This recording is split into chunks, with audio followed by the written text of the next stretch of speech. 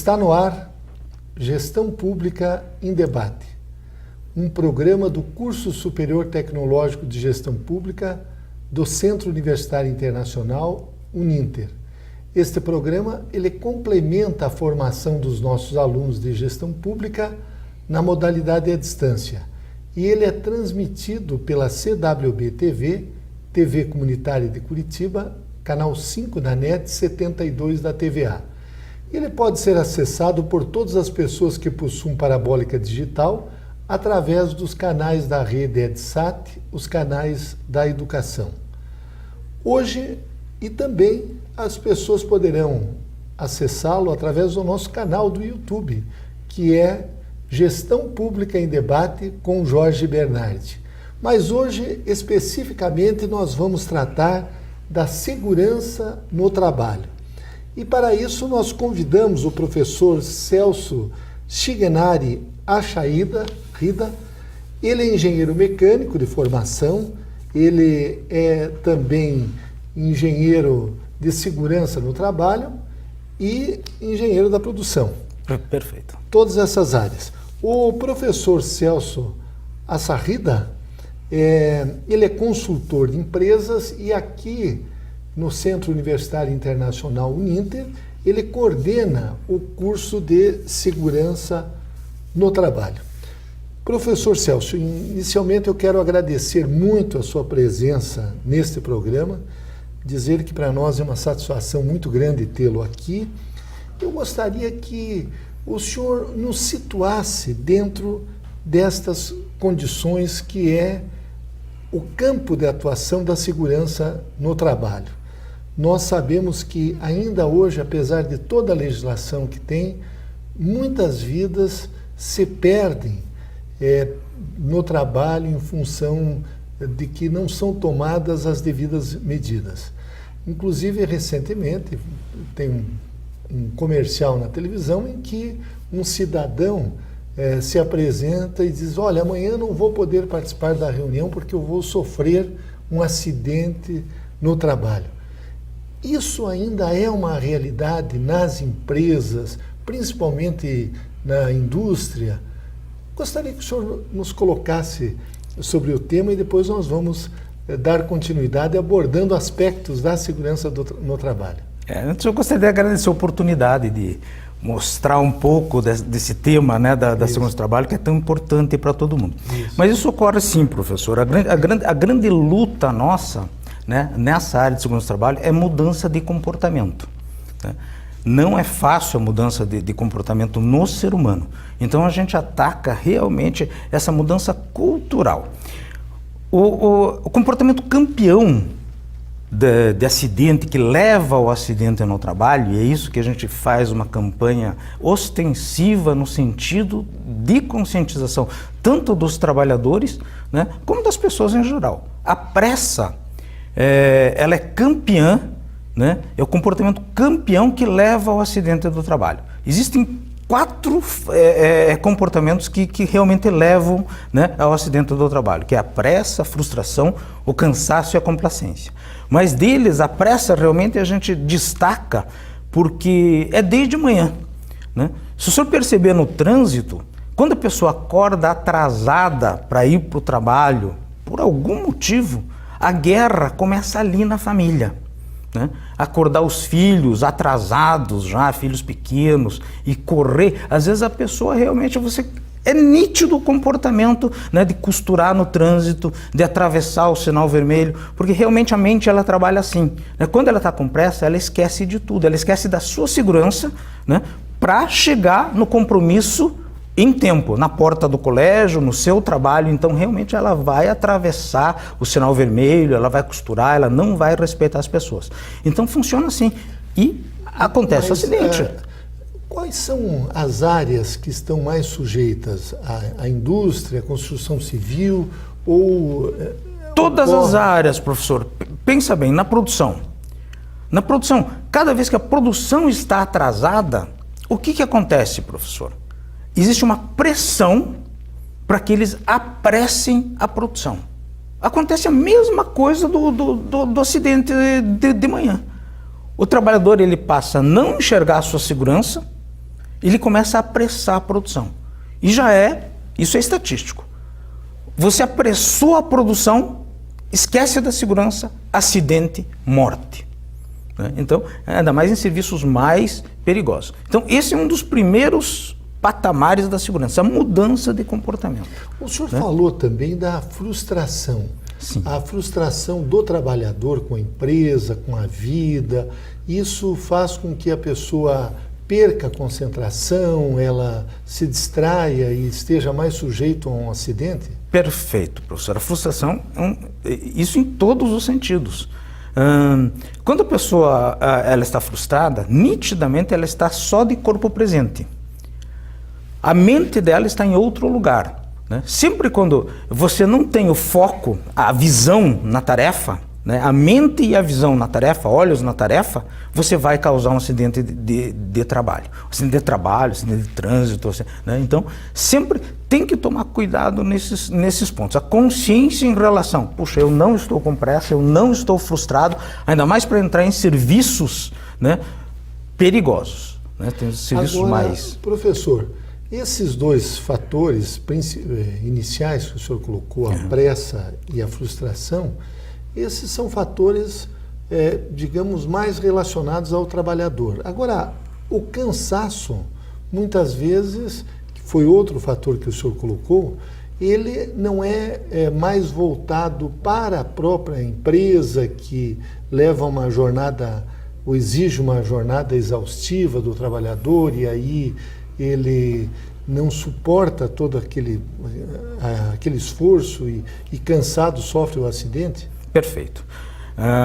Em horas extras, o acidente acontece muito mais por causa do cansaço. Então, a indústria tem que tomar muito cuidado com o planejamento de horas extras. Se a pessoa está muito cansada, ela não aguenta, né? Ela faz por questões de remuneração, mas a jornada extra realmente ela tem que ser muito cautelosa, né? Tem que se tomar muito cuidado nesse planejamento. O senhor, professor, falou também da complacência. Gostaria que o senhor explicasse o que é a complacência e como ela é uma das principais causas de acidente no trabalho. A complacência é um excesso de confiança em a pessoa acreditar realmente que nada vai acontecer com ela. O serviço é perigoso e o ser humano ele funciona assim.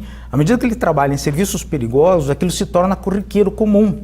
Né? Então ele começa a ficar complacente com a sua segurança, ele não liga mais, aquele serviço torna-se comum, ele fica hábil, né, com o equipamento e acaba se descuidando. Então realmente o ser humano ele acha que nada vai acontecer com ele, então ele acaba se descuidando. Essa é a complacência, né? No sentido realmente de a gente anda de moto, por exemplo, no primeiro dia que se pega uma moto, né, a pessoa vai tranquilo, sossegado, com medo do equipamento. No momento que ela domina a moto, né, ela já vai costurando, já vai entrando no meio dos carros, porque realmente ela começa a dominar o equipamento. Ele fica complacente, ele acha que realmente nada vai acontecer com ele. Infelizmente, nessa complacência, em serviços principalmente os mais perigosos, é que acontecem realmente os piores sinistros. Agora, professor Celso Assarrida, nós temos uma outra situação que também é estudada pela segurança no trabalho, que diz respeito aos esforços repetitivos que geram uma série de doenças como DORT, LER. Como hoje se tratam esses problemas dentro deste campo da segurança no trabalho? Ela é uma norma específica, NR17, que fala de ergonomia, e realmente tem toda uma normativa, né? Nós, na produção, a gente faz o rodízio para que ela não fique realmente num serviço só, até para mentalmente ela não ficar com aquele tanto esforço físico quanto mental repetitivo. Então a gente procura fazer todas as tarefas onde é possível, quase todas são possíveis de se fazer um rodízio, né, de trabalho. Então trabalha 2 horas no serviço, 2 horas no outro, 2 horas no outro, para ter né, esse rodízio na produção. Outra coisa importante de se trabalhar para não se ter essa é a ginástica laboral, é a parada, né? A cada 50 minutos, 1 hora tem uma parada de 10 minutos, principalmente o pessoal que digita muito.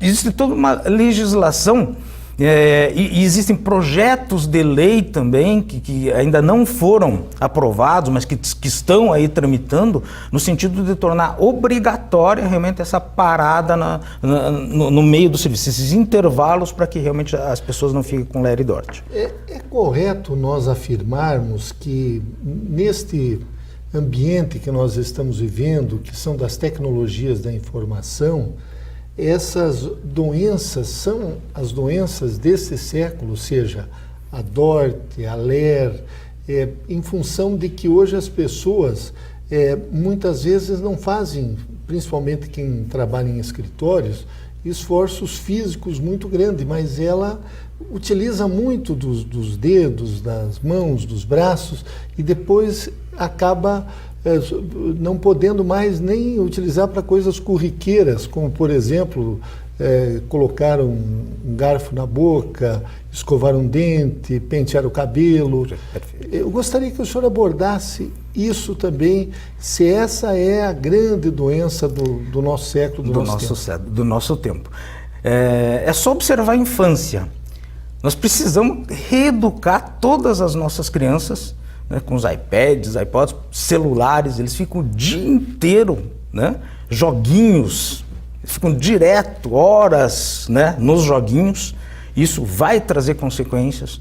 Questão de auricular, som muito alto, não tem retorno, né? Você perde a audição, ela não retorna mais, ela vai baixando, não tem isso. Na infância, na adolescência, não vai se sentir, mas mais tarde, realmente, na velhice, ele vai ter todos esses problemas, né? E, infelizmente, uma das coisas mais tristes, né, na terceira idade, quando ela perde a audição, é o isolamento social. Porque, realmente, se ela não escuta, ninguém aguenta ficar falando muito, você não consegue manter diálogo com essa pessoa há muito tempo. Então, ela vai se isolando, né, socialmente. Então, nós temos que preparar toda uma geração, uma mudança de comportamento numa geração para que ela tenha consciência, que ela tem que usar da tecnologia, evidentemente, mas ela tem que fazer o exercício físico para compensar, né, tem que usar o tempo adequado para fazer o exercício físico para adequar realmente uma terceira idade saudável, porque senão ela não vai chegar de maneira saudável na terceira idade. Mas o que o senhor está nos apontando, professor Celso, até nos deixa preocupados, porque hoje qualquer criança de 4, 5 anos, ela passa o dia exatamente no computador, no iPad, no tablet, nos jogos de computadores. E isso pode, daqui mais alguns anos, essas gerações todas terem problemas até para exercer uma atividade laboral normal. E vão ter, com certeza. Então, cabe não só aos pais, né, mas ao Estado fazer uma intervenção, né? Atualmente, países mais no Brasil também está se fazendo essa intervenção até em relação à alimentação, né? Essa alimentação excessivamente gordurosa, né, deixa as crianças obesas. Nitidamente no mundo existe essa preocupação das crianças obesas, mas não é só essa preocupação, tem que se ter toda essa preocupação de todos esses equipamentos que estão se dando para essa geração aí, e que também não é feito cuidado na contrapartida. Então, acho que é uma educação de colégio, uma educação já da educação básica, né? Tem que começar a ter essa preocupação. A ideia que você tem de segurança no trabalho é das pessoas usando equipamentos, estando protegidas. Isso também, em determinadas atividades, é fundamental. Eu gostaria que o senhor abordasse esse aspecto também. Claro, o uso de EPIs. Também, né, os usos de equipamento individual é um problema hoje, justamente pelo comportamento. Então, quando a gente ataca o comportamento, né, mostrando para ele que nós somos profissionais que estamos para ajudá-los e não para puni-los, né, não pode ser assim, né? A gente tem a lei na mão, né, porque realmente hoje, se o funcionário ele não utiliza os equipamentos, ele pode, é justa causa, na realidade, né? Ele pode ser demitido por justa causa, com todo aquele processo, advertência verbal, né? Advertência por escrito, mas é justa causa. Mas para isso o empregador tem que disponibilizar esses equipamentos. Sim, é gratuito. né? Ele tem que disponibilizar gratuitamente, né? Conforme a NR6, né? Tem que disponibilizar gratuitamente todos os EPIs necessários, né? Que são indicados pela segurança do trabalho. Dependendo da atividade, por exemplo, a pessoa trabalha na construção civil, um tipo de equipamento, Sim. trabalha numa indústria... Essa avaliação ambiental, né, que o técnico, né, o tecnólogo, o engenheiro de segurança, eles fazem, indicam todos os EPIs que devem ser usados para atividade, e na construção civil mesmo tem várias atividades diferentes, né, que, com usos de equipamentos de proteção individual para cada caso. Agora, em relação à periculosidade numa atividade laboral, e também em relação à insalubridade, isso tudo é levantado pelo técnico? Pelo técnico. Pelo engenheiro, tecnólogo de segurança do trabalho? Sim. Periculosidade, insalubridade, tudo isso faz parte, né, do nosso dia a dia. A gente vai levantar essas áreas, realmente a gente vai adequar a lei, né, e vai trabalhar dentro das proteções as melhores possíveis para que o trabalhador realmente não venha a sofrer um acidente ou a ter, né, uma doença. Toda empresa ela tem que ter um profissional de segurança do trabalho, ou tem empresas menores e isso não é exigido pela lei? Eu gostaria que o senhor nos situasse que tipos de empresa que são sujeitas a esse profissional da segurança no trabalho. Existe uma normativa A4 que chama SESM, Serviço Especializado em Engenharia e Medicina do Trabalho. Tá? Nessa normativa existe um quadro, né, de dimensionamento, onde dependendo do grau de risco e do número de funcionários é que começam a exigir um técnico, daí dois técnicos, um engenheiro, né? Então é nessa normativa NR4 que faz o dimensionamento na empresa. Então, digamos, uma pequena empresa, muitas vezes ela não está sujeita. Não está sujeita. Mas uma empresa que tem um determinado número de funcionários e com um grau de risco, né, já tem que ter um técnico. E essa normativa estabelece os graus de risco? Isso, a empresa, conforme o ramo CNAE da empresa, né, a atividade dela é onde desenvolve o número de técnicos. Hoje, quais são as áreas de maior risco para o trabalhador? A área de maior risco é a da construção civil. É que ainda é da construção civil? É a que mais traz acidentes. O senhor tem dados de acidentados por ano no Brasil, de mortes, ou esses dados ainda são meio escassos? Não, tem bastante dados, é só acessar o site, né, do Ministério do Trabalho e Emprego, lá já vão ter todos, porque a cada acidente que acontece é obrigado a abrir uma comunicação de acidente do trabalho, a CAT. Isso. Né? Nessa CAT, ela forma realmente todas essas estatísticas, né, por setor, por acidente. Nós estávamos até discutindo com os alunos o preenchimento correto dessa CAT, que ele não é bem feito ainda. Né? Às vezes ela vem com a CID errada, porque os médicos não estão ainda bem treinados, não são médicos do trabalho, né? Então são médicos comuns, quem preenche às vezes é a secretária. Então, às vezes o preenchimento que está indo para o Ministério para formar esses dados não é ainda digamos assim, não é preenchida ainda essa CAT correta. O Brasil está entre os países que tem maior número de acidentes do trabalho? Infelizmente. A gente acredita que na construção civil ainda tem muito empreiteiro pequeno ainda, menos de 20 funcionários, ainda não passa por uma série de obrigatoriedades, e é ali que acontece grande parte dos acidentes. Muitas CATs não são registradas. Então, um outro tema, professor Celso Rida, desculpe, diz respeito à sustentabilidade na área da segurança do trabalho. Hoje nós temos as ISOs, né? ISO 9000, ISO 14000, ISO 18830. Eu gostaria que o senhor falasse o que são essas ISOs e o que elas asseguram, digamos, ao trabalhador e à empresa, a prática a essa qualificação. Então, a ISO 9000, a ISO da qualidade, ela determina realmente, né, o padrão de qualidade que a empresa quer me entregar um produto. Isso só não basta hoje, professor, né? A sociedade exige, né, que esse produto de qualidade seja feito sem prejuízo ao meio ambiente. Aí entra a ISO 14000, né? Onde realmente, garantindo a ISO 9000 é a qualidade. A ISO 14000 faz com que esse produto que eu estou entregando para a sociedade, estou dando a garantia que ele não polui o meio ambiente, não polui a água, não polui o ar, e eu tenho uma destinação correta, né, do lixo que sobra. Isso só não basta. Eu tenho que garantir a qualidade do produto, que ele não polui o meio ambiente, e eu tenho que garantir a segurança daqueles que estão realmente produzindo, né, esse produto de qualidade. Então, quando eu fecho a cadeia, 9.000, 14.000, né, a 18.830, eu estou garantindo para quem está comprando o produto que realmente é um produto que, teoricamente, seria mais sustentável, né? Então, professor Celso Assarrida, nós estamos aqui discutindo a segurança no trabalho. Uma questão que hoje os tribunais já reconhecem como responsabilidade objetiva. O trabalhador sofreu um acidente, a empresa é responsabilizada, mesmo que, digamos assim, a culpa tenha sido do trabalhador.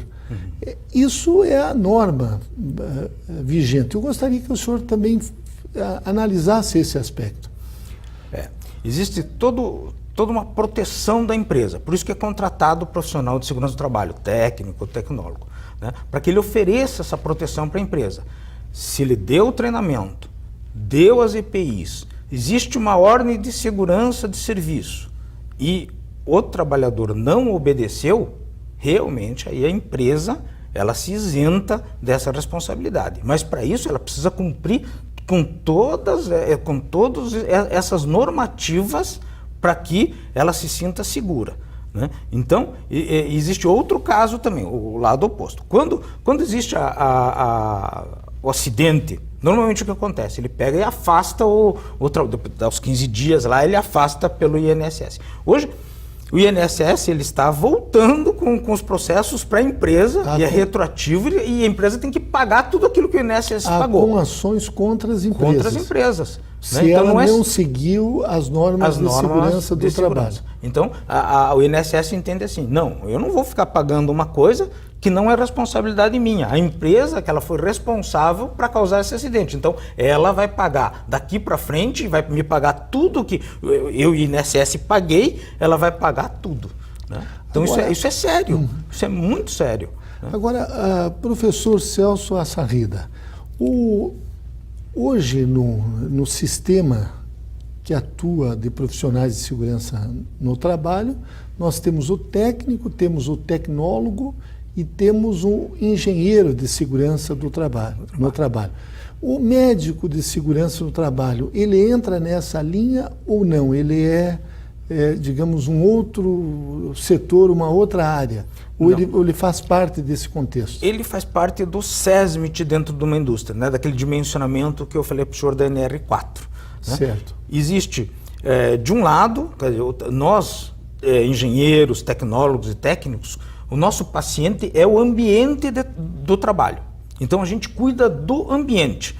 Quando a gente erra em algum ponto desse ambiente do trabalho e acaba, por excesso de poeira, de ruído, prejudicando o trabalhador, aí ele vai para o médico, né, que é o responsável pela saúde do trabalhador. Então nós somos responsáveis pela saúde do ambiente. Garantindo a saúde do ambiente, automaticamente nós estamos fazendo o nosso trabalho. Mas dentro do SESMIT, todos os profissionais, né, compõem a mesma equipe, que seria o engenheiro, o tecnólogo e o técnico de segurança do trabalho, seria o médico do trabalho, a enfermeira do trabalho e o técnico de enfermagem também. Agora, professor Celso, em relação ainda a essa questão da segurança no trabalho, nós podemos assim dizer de que hoje já evoluímos muito no nosso país nessas políticas de proteção ao trabalhador, ou ainda temos que avançar muito para nos tornarmos um país, podemos assim dizer, de primeiro mundo também nessa área? nós temos vários Brasis dentro do Brasil, professor. Certo. Então a gente realmente verifica que em grandes centros, onde existe a fiscalização, etc., existe um avanço muito grande. Né? No interior, né? Lá para o norte, então, existe realmente uma questão ainda de total abandono em relação à segurança do trabalho. Nós evoluímos muito, com certeza, mas ainda tem muita coisa a se fazer. É um mercado praticamente se iniciando.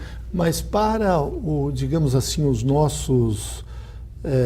a nossa legislação, nós estamos no nível da legislação mundial ou ainda também em relação à legislação nós somos deficientes? A gente sempre fala que a legislação no Brasil é muito boa, né? Ela, infelizmente, ela tem que ser cumprida, né? Então, nesse quesito do cumprimento é que se falha. Né? Existem muitos projetos, ela tem que ser aperfeiçoada e está sendo aperfeiçoado sempre. As próprias normas de segurança, né, as 36 normas, estão sendo continuamente aperfeiçoadas. Isso é uma coisa muito bacana. Essas normas de segurança, elas são baixadas pelo Ministério do Trabalho? Ministério do Trabalho, sempre com comissão tripartite. Né? Significa o poder público, os empregados... Né? Os empregados e empregadores. Certo. E, digamos assim, essas normas, então, elas analisam todas as situações de trabalho de qualquer tipo de atividade? Passam por discussão pública. Né, passa por discussão pública e são normas específicas, né, de repente por atividade, né, da saúde tem uma norma específica, né, dos frigoríficos tem uma norma específica, né, então de máquinas, equipamentos, norma específica, da construção civil, uma norma específica também. A fiscalização sempre é do Ministério do Trabalho? Do Ministério do Trabalho e do INSS, né, em questões... O INSS também fiscaliza? Também. Então, nós entrevistamos em Gestão Pública em Debate o professor Celso Assarrida, ele que é engenheiro em segurança no trabalho, e o tema foi esse, justamente segurança no trabalho. Perfeito. Professor Celso, eu quero agradecer muito a sua presença nesse programa. Não tenho dúvidas de que os nossos alunos aprenderam com a sua exposição e com a sua entrevista. Muito obrigado. Agradeço a oportunidade. Obrigado.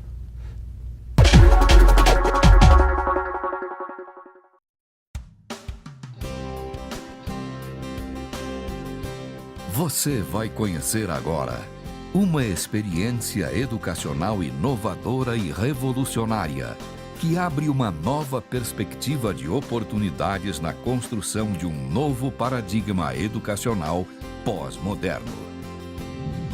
Bem-vindos ao Grupo Educacional Uninter, uma corporação pioneira, repleta de inovações e grandes oportunidades. Com sede em Curitiba, uma das melhores cidades brasileiras, o Grupo Educacional Uninter possui 5 campi presenciais e 4 unidades corporativas. Está presente em todos os estados brasileiros. São mais de 450 polos de apoio presencial. O Grupo Educacional Uninter já nasceu com vocação empreendedora e continua crescendo. A empresa atua no mercado há mais de 15 anos e se atualiza constantemente, o que permite dar respostas rápidas às demandas do mercado. Um grupo jovem e arrojado e tem realizado investimentos tecnológicos consideráveis, além de se dedicar sem limites na oferta de soluções inovadoras em educação para o Brasil e o mundo. Proporciona excelência em atendimento aos mais de 150 mil estudantes matriculados, muito além dos padrões educacionais de qualidade propostos. Assim, gradualmente, o Grupo Educacional Uninter transformou-se em uma marca de qualidade na prestação de serviços educacionais. Grupo Educacional Uninter. Soluções inovadoras em educação.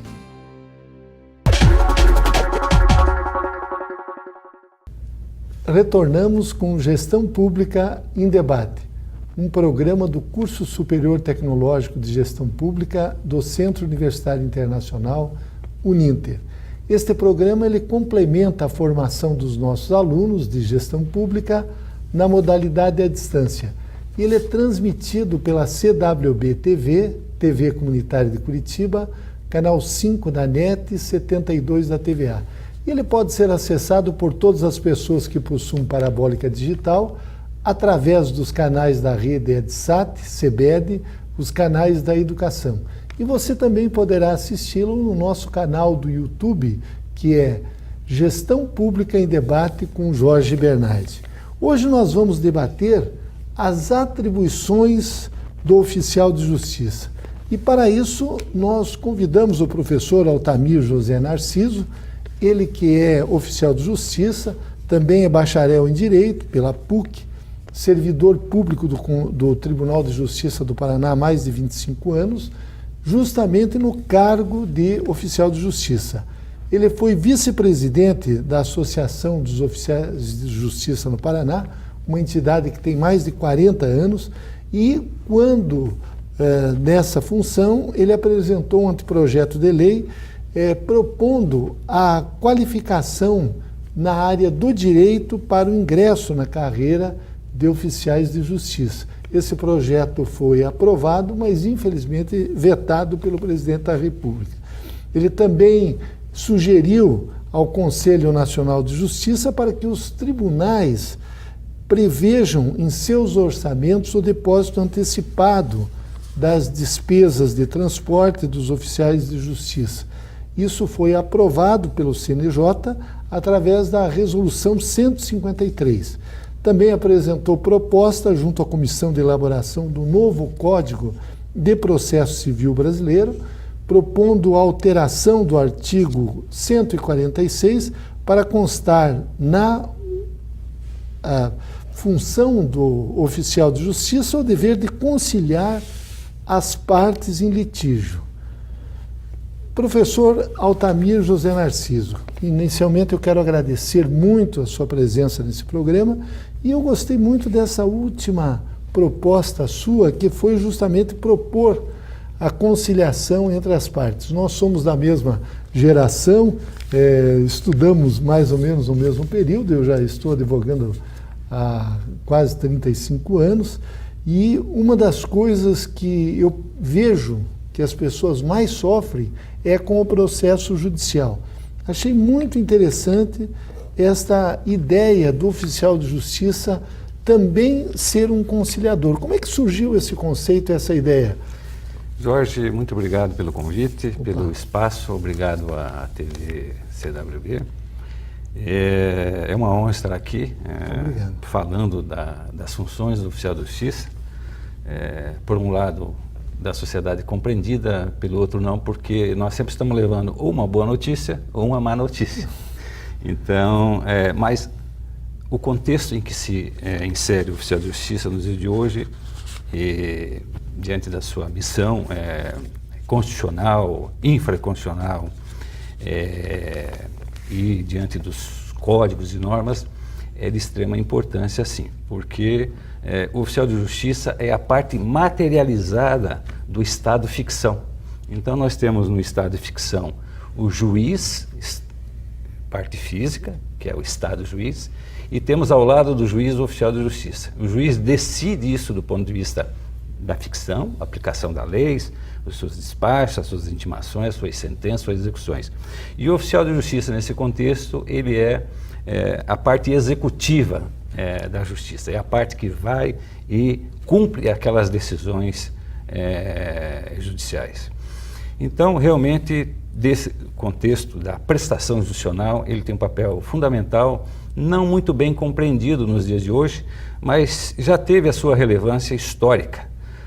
O papel do oficial de justiça nasce com a justiça, nasce com o juiz, e já lá nos termos bíblicos, né, no capítulo 5 e versículo 25, no famoso Sermão da Montanha, Jesus, não do ponto de vista pontual, mas contextual, já citava ao juiz e ao oficial de justiça as suas responsabilidades quanto à prisão dos devedores e tal.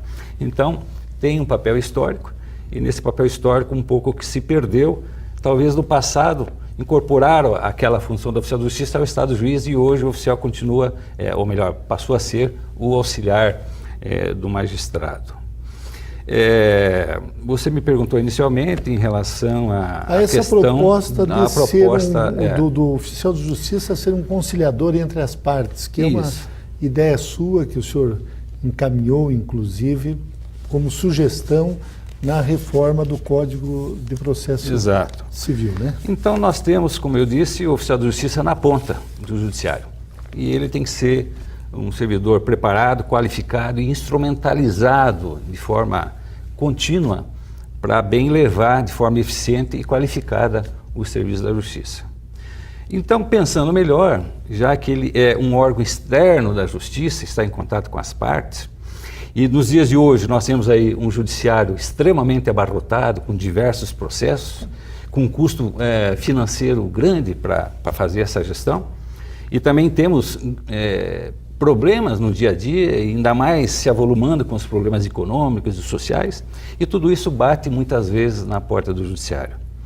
E o judiciário precisa se atualizar, né? A nossa contribuição enquanto oficial de justiça nesta questão do oficial conciliador seria lá no artigo 143, inciso, então, 6º, porque o 5º foi alterado ultimamente, por último, e trouxe a nós a responsabilidade de fazer as avaliações judiciais, o que nós não tínhamos hoje. Então, a cada dia mais, a responsabilidade nossa aumenta do ponto de vista técnico e processual, como você colocou bem, professor. Então, nessa questão, como é que funcionaria?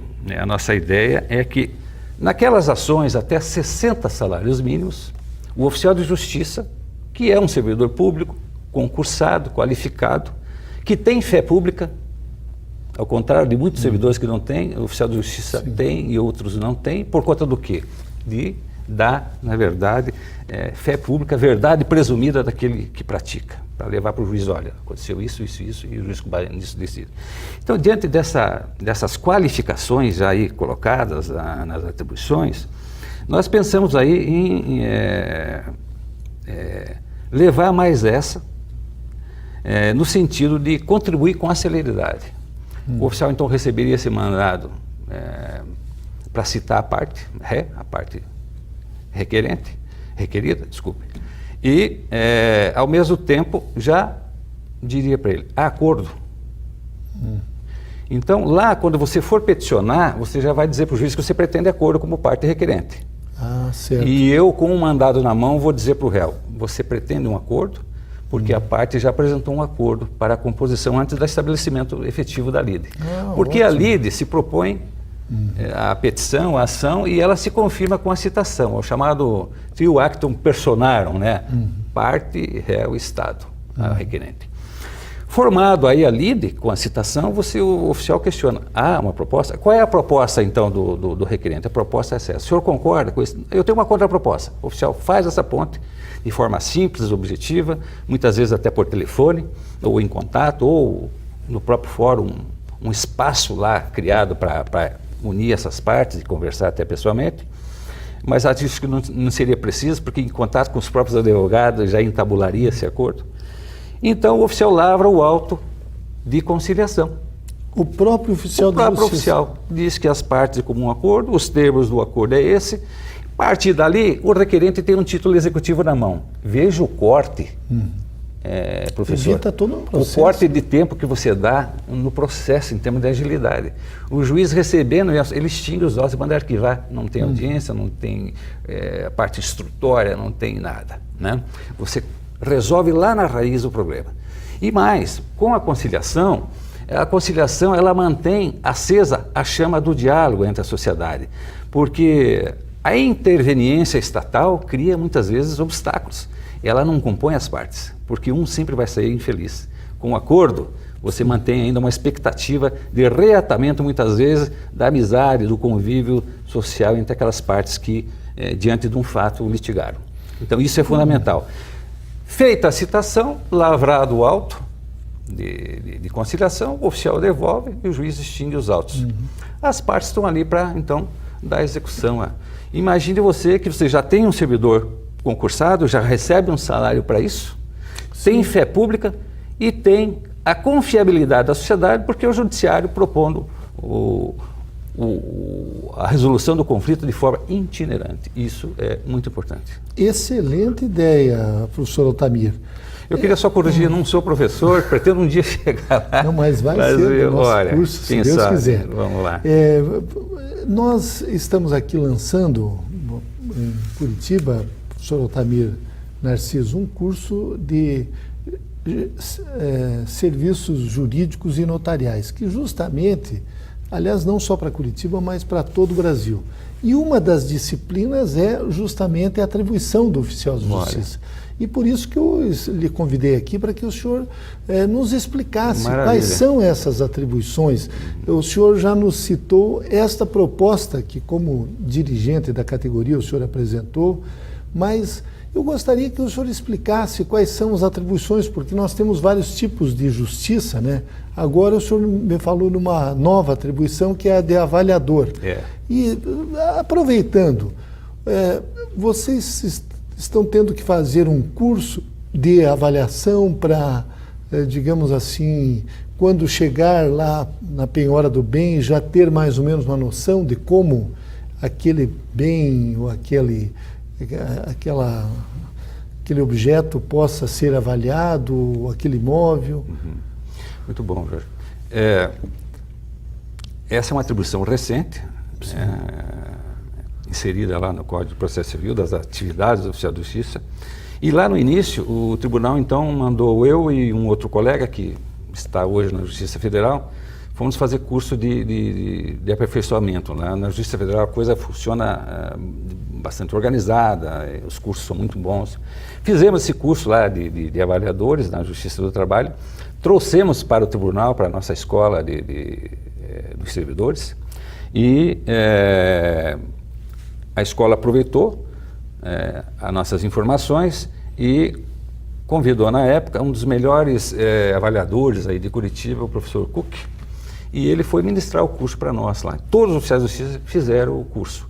Eu vejo que esse momento, inclusive, de renovar o curso, passaram-se quase 2 anos, 3 anos, e a legislação, você sabe, muda diuturnamente, né? Nós temos um congresso muito ativo e nós temos bastante legislação na questão dos códigos. Isso deve estar ocorrendo em todo o Brasil, porque, claro, essa é uma norma federal, alteração do Código de Processo Civil, e então todos estão se capacitando para também fazer avaliação judicial. Sim.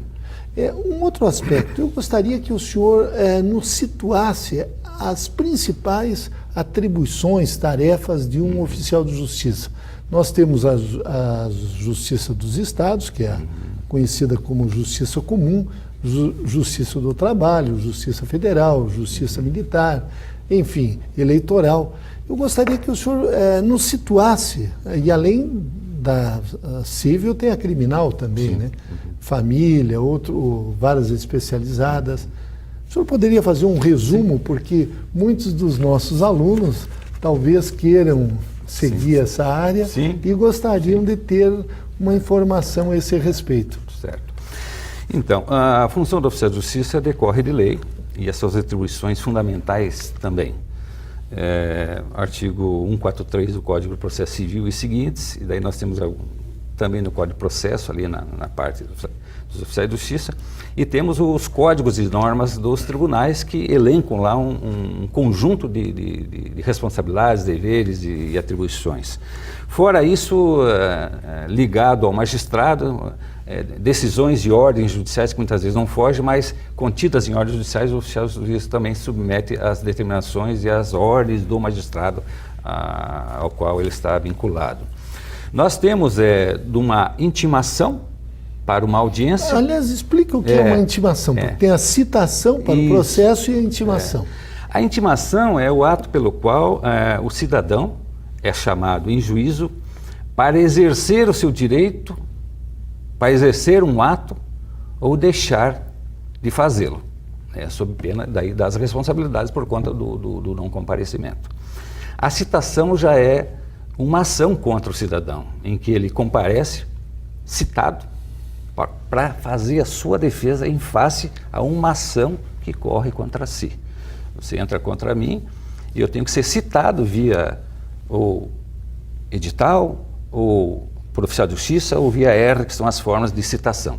Comumente se usa o oficial de justiça, em função da sua fé pública, para a localização do réu. Muitas vezes ele corre, mas o oficial de justiça também tem que aprender a correr bastante para encontrá-la. Então, essas duas práticas processuais são as mais simples, por assim dizer, de início. E aí nós avançamos para contextos mais complexos, como a da avaliação, que demanda conhecimento, técnica. Nós temos aqui as buscas e apreensões, que são medidas de força do Estado, que você tem que fazer um enfrentamento, e aí é desgastante, porque, como eu disse, nós somos a parte física, né? E aí você tem que buscar força policial, dependendo do desenrolar do fato, né? Você tem complicações. Você tem penhoras que você tem que fazer, buscas e apreensões de menor, separação de corpos na área de família, que você, como um dos bons advogados de Curitiba, sabe como é que funciona. E então tem medidas realmente traumáticas em que o Estado tem que ter a firmeza do seu servidor para acabar a execução e cumprimento daquela ordem judicial. A profissão do oficial de justiça, ela é uma profissão de risco também. Sim, inclusive hoje há uma discussão no Congresso Nacional, porque, como nós sabemos, a Constituição Federal não legislou diversos artigos. Fala-se em torno de 160 ou 165 artigos que dependem de normas de injunção, mandados de injunção. E em relação aos oficiais de justiça, nós entendemos que é da lei que impõe a ele o risco. Então entramos com o mandado de injunção, o 1853, parou lá no STF, e hoje pretendem, em função até de outras concessões de outros estados, pretende-se mudar esse entendimento de que ele exerce um risco total. O desembargador, o corregedor Barroso entende que o oficial de justiça não está exposto ao risco constante. Nós, respeitosamente, discordamos do ministro para dizer que as funções do oficial de justiça decorrem de lei e ele exerce, como diz a lei, as prisões, os mandados de prisões, né? Lá, prisão alimentícia, busca de apreensões. Então, a qualquer momento, inclusive num plantão, ele está sujeito a cumprimento, sim, ele está na cobertura do arco de insegurança no cumprimento das suas funções. Então, há sim um risco constante, respeitando a posição do ministro, e por conta do que ele está dizendo isso? Por conta dessa mandado de injunção que está lá para ser julgado. Mas as entidades nacionais estão se articulando para tentar reverter esse voto dele, contrário à nossa aposentadoria de 25 anos, por conta do risco iminente, do risco constante na função. Professor Altamira, o senhor colocou de que o oficial de justiça ele também fica de plantão, ele trabalha fora do horário, finais de semana, feriados. Eu gostaria que o senhor explicasse esse tipo de atividade do oficial de justiça. Certo. Porque você tem o juiz lá de plantão para atender uma emergência, também tem um oficial de justiça para materializar aquela ordem judicial. É verdade. Então, os oficiais de justiça são comumente designados para duas varas, é o caso aqui do Paraná. Uma crime, uma civil, uma de família, uma juizado especiais, enfim. E, como você falou, o judiciário é como um hospital, né? Ele funciona regularmente no atendimento da sociedade na sua jornada normal, mas ele tem o seu pronto-socorro, que são as medidas emergentes, dos habeas corpus, das medidas para não perecimento do direito, e para isso ele tem o seu plantão. Esse plantão funciona sábado, domingo, nos feriados, à noite. E ao lado do juiz tem que estar o oficial de justiça para dar cumprimento a essas ordens. Né? Agora, o oficial de justiça, ele pode andar armado? Ele anda armado ou ele anda como uma pessoa civil comum? Pois assim? Muito bem colocada a sua pergunta. Exatamente é outra polêmica aí que se estabelece em nível nacional, porque o que tem que regulamentar essa matéria é uma matéria nacional quanto ao porte de arma. O oficial de justiça não tem o porte de arma. Em que pese ele tem o poder de polícia circunscrito àquele mandado judicial, ele não tem o porte de arma. Tem que pedir o reforço policial. Muitas vezes na unha. Ou correr se tiver um sapato bom. Mas tem que buscar... Na sua experiência de 25 anos como oficial de justiça, já passou por algumas dificuldades, ameaças? Já tive algumas delas, né? E colegas seus também? Também, constantemente. Em São Paulo, recentemente, o oficial recebeu tiros, faleceu por conta que foi fazer uma busca e apreensão. E o cidadão já saiu lá de dentro atirando no carro, era inclusive um oficial. No Rio Grande do Sul tivemos outros casos. Constantes fatos acontecem de lesões contra oficiais de justiça, física, atentados, morte. Não é muito fácil não o enfrentamento. Aquilo que nós dissemos a parte física nossa em contato com a outra parte. Muitas vezes diz respeito aos seus direitos e a questões familiares, onde o emocional já está ali na estica, né? E aí ele encontra o oficial de justiça diante desse quadro todo aí de mazelas e de descrença nas instituições. Ele é o primeiro que o cidadão quer pegar. Ele não percebe de que a pessoa está ali cumprindo com o seu dever e não, Por isso que não é ele a parte, né? Por isso é importante esse espaço para a gente poder colocar melhor para a sociedade como é que funciona as nossas funções. Nós somos um servidor do cumprimento de uma decisão judicial, num Estado organizado, que tem juiz, que tem, enfim. Então, é importante que a sociedade compreenda melhor a nossa missão. Uma das questões, digamos assim, diz respeito à locomoção do oficial de justiça. Aqui no Paraná, eu não posso falar isso por outros estados, tem digamos assim, uma espécie de um determinado valor que é pago para a locomoção do oficial de justiça.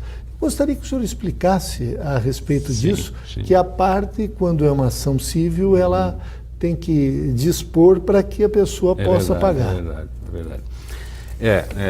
Eu tenho um pensamento diferenciado dos demais colegas, né? Mas, enfim, o contexto que nós vivemos é esse, e as despesas de locomoção dos oficiais de justiça em muitos estados são bancadas pelas partes. Em outros estados criou-se uma indenização de transporte, é o tribunal que arca com essas despesas. No caso do Paraná, ainda temos um velho sistema, mas a atual gestão e a que vem aí já está em sintonia, porque se pretende aí criar a central de mandados, professor, e aí com isso precisa unificar as práticas e criar uma situação em que a máquina da chamada central possa funcionar melhor. E com custas, tanto para isso fica meio confuso tudo isso. Então o tribunal pretende que esses recursos vá para o fundo, e em contrapartida ele pensa em criar uma gratificação, uma indenização de transporte que possa cobrir as despesas de forma justa e correta. O senhor falou de central de mandados. Isso, evidentemente, que o senhor está colocando a realidade aqui de Curitiba. Sim. Aqui, inclusive, o fórum agora se chama de região metropolitana porque, senão um município conurbado com Curitiba, você tinha que mandar uma carta precatória. Hoje vocês aqui em Curitiba, vocês podem cumprir o mandado judicial em qualquer dos municípios que compõem a região metropolitana. Como é que funciona? Pois a questão da central de mandados é uma novidade que vem com o Conselho Nacional de Justiça, né? O Conselho, órgão de administração e de Corregedoria Nacional da Justiça, tem pensado de forma estratégica as ações e os projetos para a justiça brasileira. Uma das estratégias, com a finalidade de atingir cada vez mais a eficiência e a celeridade da justiça, é a criação das centrais. A central tem por finalidade distribuir o mandado e dar cumprimento de forma ágil, né? Distribuído por regiões, por CEPs, por endereço, no sentido de racionalizar o cumprimento da prestação judicial aos judicionados. Então, esse projeto está bastante maduro no Tribunal de Justiça do Paraná, aqui. A legislação já existe, o tribunal só está ajustando a questão exatamente das despesas de transporte para, em breve, colocar em prática um projeto importante para a sociedade, porque, além de celeridade, a justiça precisa estar bem próximo do cidadão, e esse é um dos objetivos do Tribunal de Justiça do Paraná: estar perto e prestar serviço rápido e de boa qualidade, ouvir o cidadão com transparência, acompanhando na verdade, fiscalizando as funções dos seus servidores, no caso aí do oficial de justiça. E a central vai permitir, de forma bastante instrumental, essa missão. O senhor falou inicialmente de que a intimação ou a citação, ela normalmente é feita de 3 formas. Uma, através do oficial de justiça, que ele vai até a casa do cidadão, a empresa, e faz aquela citação, pega a assinatura dele no documento. A outra seria através do correio. E a terceira através do edital. Hoje, em algumas áreas da justiça, principalmente a justiça do trabalho, usa muito o correio. Mas nos últimos tempos nós temos visto que até o próprio correio, que era uma instituição muito séria no nosso país, que tinha muita credibilidade, perdeu um pouco dessa credibilidade, e diariamente a gente está vendo escândalos aí envolvendo servidores do correio ou mesmo ineficiência desse serviço. Mas ainda é muito utilizado o correio, professor Altamir? Você colocou bem, além dessa questão da credibilidade quanto ao efetivo destino daquela ordem judicial, ou seja, a intimação, a citação, existem ainda muitos questionamentos nos tribunais, você como advogado sabe, professor, porque ela perde a eficácia. Muitas vezes o correio, através do seu servidor, está despreparado. Então, qualquer pessoa recebe, né? Então, tem aquele... Porque a citação é o ato pessoal. Porque a pessoa tem que saber ali exatamente... Está recebendo então, eu não processo. posso deixar com fulano ou com Beltrano, porque ele pode alegar o seguinte: mas eu desconheço disso, eu não fui citado pessoalmente para tal efeito. Que pese a jurisprudência está um pouco amadurecendo, mas realmente para a estabilidade processual, para a segurança jurídica do processo, a citação, eu vejo, tem que ser efetivamente pessoal. O oficial tem que ir lá, esclarecer, o cidadão está se ocultando, enfim. Tem que traçar realmente uma segurança jurídica que permita que o processo possa correr e o juiz possa saber que realmente a parte foi citada e que não compareceu, porque isso tem implicações, né? Se a parte não comparece, tem a revelia. Exato. E daí o processo está ali, está armado, está em curso, e olha para o juiz, aí tem que nomear o curador, então há um complicador todo. Ao passo que, com o oficial de justiça que ele tem a fé pública, ele vai dizer, não, o cidadão não quis receber, recusou-se, o juiz já sabe, acolhe e menos traumático, e essas questões todas de segurança quanto à citação do oficial de justiça, matéria vencida nos tribunais. Então, o oficial disse que ele se recusou, valeu. Aliás, isso também sempre é objeto de nulidade do processo. Nulidade. Veja você, 10 anos aí discutindo um processo, chega lá no final, o tribunal diz o seguinte, a citação foi nula. Olha a parte do desespero, já esperando tanto tempo. E aí tem que reiniciar o processo. Então, isso contribui para o desprestígio da justiça, do Poder Judiciário, infelizmente. Infelizmente. Então, nós entrevistamos nesse segundo bloco de Gestão Pública em Debate Altamir José Narciso, ele que é bacharel em Direito e oficial de Justiça aqui no Estado do Paraná. E o tema foi as atribuições do oficial de Justiça. Professor Altamir, eu quero agradecer muito a sua presença nesse programa. Não tenho dúvidas de que o senhor contribuiu na formação dos nossos alunos. Muito obrigado. Lamento por não ter aprofundado mais o tema. Não, é foi bastante muito motivador, né?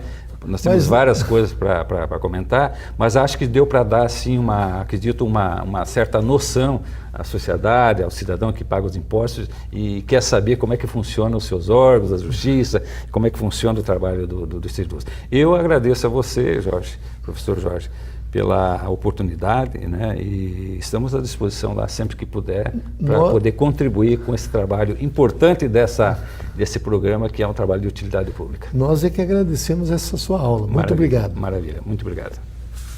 Agora nós ficamos conversando um pouquinho que vai passar aquelas letrinhas ao final do programa. A primeira parte foi pelo professor e agora a segunda vai muito, né? Vai muito rápido. Não dá, é muito rápido. Eu queria falar dessa resolução 53 do CNJ, que é muito importante. Eu nem passei pela segunda página aqui, mas eu fui pegando algumas coisas assim. Não, foi excelente.